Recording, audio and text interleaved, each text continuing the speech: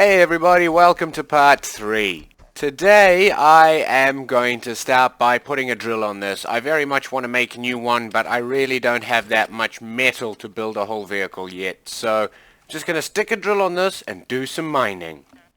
I probably won't show you too much of the me grinding for stone. I figure you guys have seen enough of me grinding, unless you like my grinding videos.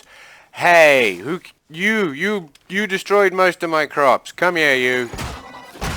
Yeah, as I was saying, if you guys like the little harvest grinding videos I do, let me know and I will make some more, but otherwise I'll try and keep it to more interesting things. It's just at the beginning of the game there's kind of nothing but the grind. Alright, let's see if we can find some rocks. There's a rock. Bit taller than I'd probably want, but that's alright. This is a very, very simple craft.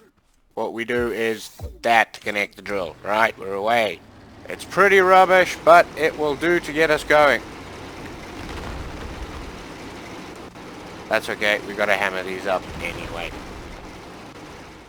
Well, it's almost sunup, but time for some breakfast and start processing. I'm going to leave all the stone behind here in a nice pile for later and just process the metal. I've already processed a little bit of it, but we'll get the rest done now. Excellent. We've got a chest coming, craft bot, and now 2 cages. Next thing is just an actual vehicle capable of mining reasonably. That wasn't too bad once I got the hang of it, but yeah, definitely needs some improvement. This is probably an occasion to mark the first head. The first of millions. As we lost that crop there, and I'm a little bit low on food after exploring and having to heal so much, I'm just going to make some milk. See, now I do have another question about the woks, these cows. I can completely understand that we could, engineer a cow to deliver milk whenever it wants rather than when it's milked. Fine. But where do the bottles come from? And how does the milk get in the bottle? These are things that confuse me. Thank you for the milk, and I appreciate your sacrifice. I can only assume that was a horribly painful process to bottle something with your ass. Okay guys, I've done a lot of grinding off camera. I have quite a lot of metal and stone now. That's mostly the stone. The metal I've moved over. I did another component run through all the towers again, so we're looking pretty good there. I think I can finally make a vehicle now. Yay! So I'm going to make up a few things and craft up some metal, then we will begin. I've made quite a few things already to get us going. A second engine for the drills. I think I'm only going to need 2 pistons, but we'll see. I made a third in case. And again, I think I only need 1 controller, but I'm not sure, so I made 2. You can never have enough controllers and pistons. We're definitely going to want some of those. I know I'm going to need some of those. Should probably just put that on repeat. Alright, sorry, maybe I wasn't as close to crafting as I thought I was. I still need to craft up all the metal and let all of this stuff craft. I'll catch you guys in a bit. I'm going to start with the drills up the front. And how I think I would like those to work, I can use a T-piece. There we go. Piston, don't have one. Excellent, with 1 more piston. One of those, and... Oh, that only goes to 1. I gotta split that again. I need another T-piece. And then we need 2 drill heads. 1 and 2. Okay, excellent. Look at that. It's starting to take a little bit of shape now. I did have this saddle here from the yellow chest, but I ended up making a proper seat anyway. Now the trick is I need to get both engines, fuel, I want to get a radio and all my controllers and everything and make a bit of a dashboard and maybe some sort of hatch that opens up. Possibly try and shorten the vehicle up a little bit and get a hyper wheel on the back and some steering on the front. And yeah, you two need to get out of here before you attract Haybots. Go away. Be gone with you. That's not out. Yeah, there we go. Yes, run wild. Go and poo milk somewhere else. I changed the front here a little bit to help with symmetry, and it's going to work different to how I originally saw, but that's fine. If I take the lift off, we now have the engine bay at the back at least opens up.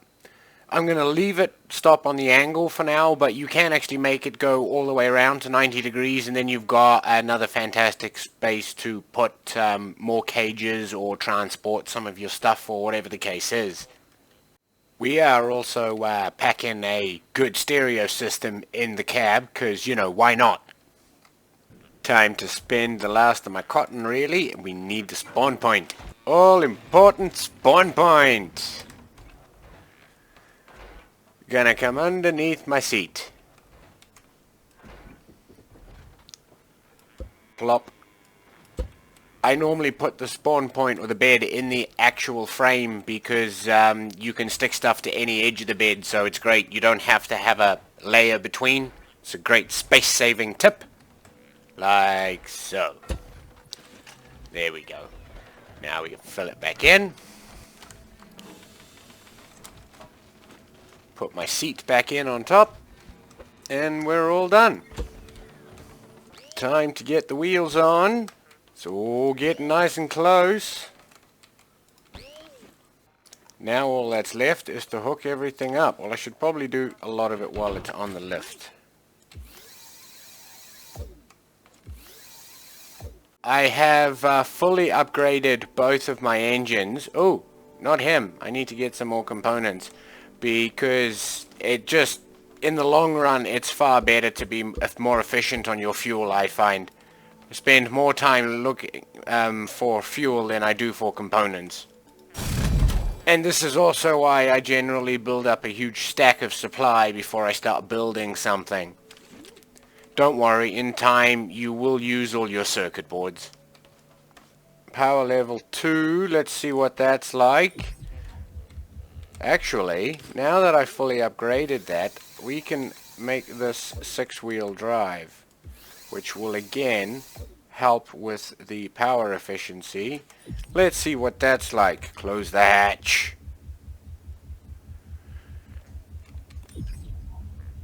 Oh, I didn't put any fuel in. How silly of me. And excellent, we have drills. I know I should go electric for my drills, but to start with, I've gone petrol. Oh, wrong one. And oh, I haven't even adjusted that.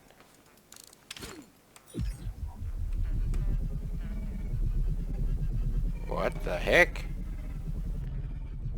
Oh, I see what I've done. Haha, error on my behalf. There we go.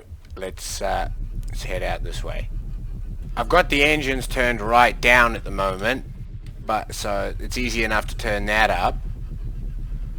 But otherwise, it seems to handle alright. The big question is, where's some rocks?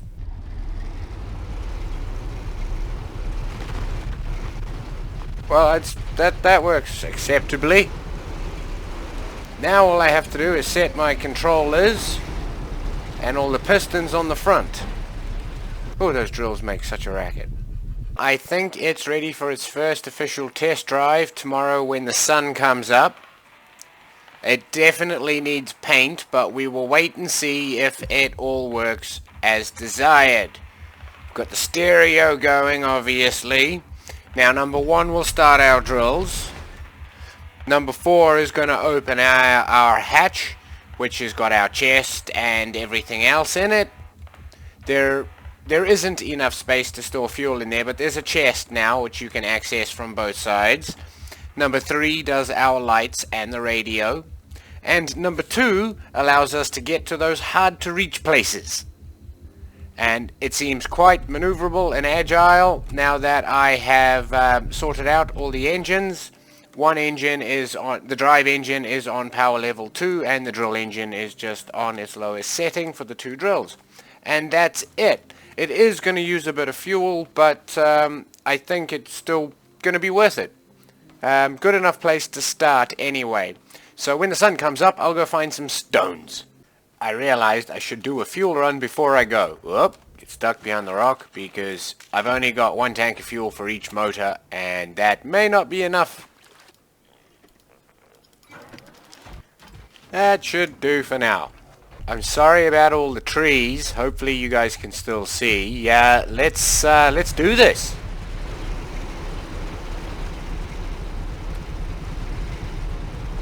Quick adjustment. There we go, working much better now. Okay, I think we're gonna have to go to electric pretty soon. That seems pretty bad. Maybe I should turn the power up a little bit. That'll probably help.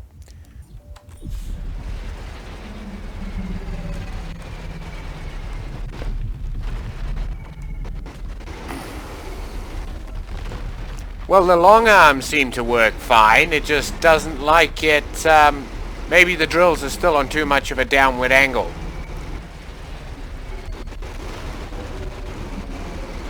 That's alright. Just, they seem to get choked up very easily. It's not too bad when you get the hang of it. You just gotta be... Oh, I'm full. Now, you can just park up next to the refinery here and it will unload. But, I'm just going to swap it for the spare crate I've got and go back.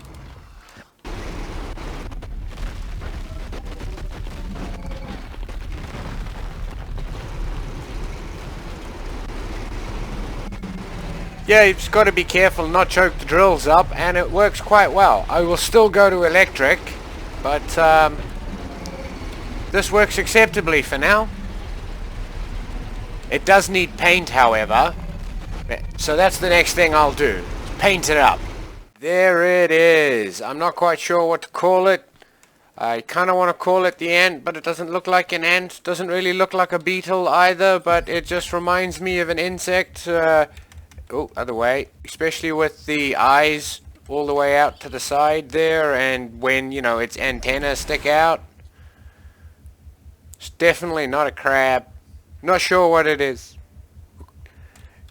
It's the miner anyway.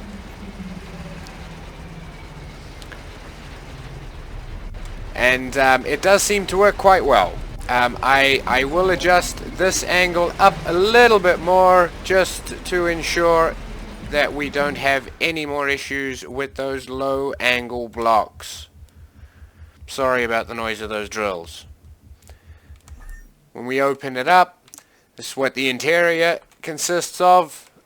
We have the 2 radios, we have 4 controllers, 1 is spare, just in case, I don't know, I thought I might put a wood saw or something on, but I haven't yet, so there's a spare controller, because there's 2 stacked on top of each other there, and then we have the 2 engines and the chest in the middle. What's that? Oh, my spare piston, that's where I put it. The lid can be set to open all the way out to 90 degrees, offering you a big surface to transport more items on if you need it. Oh well, thanks for watching guys. I'll see you next time. I'm gonna carry on with the grind.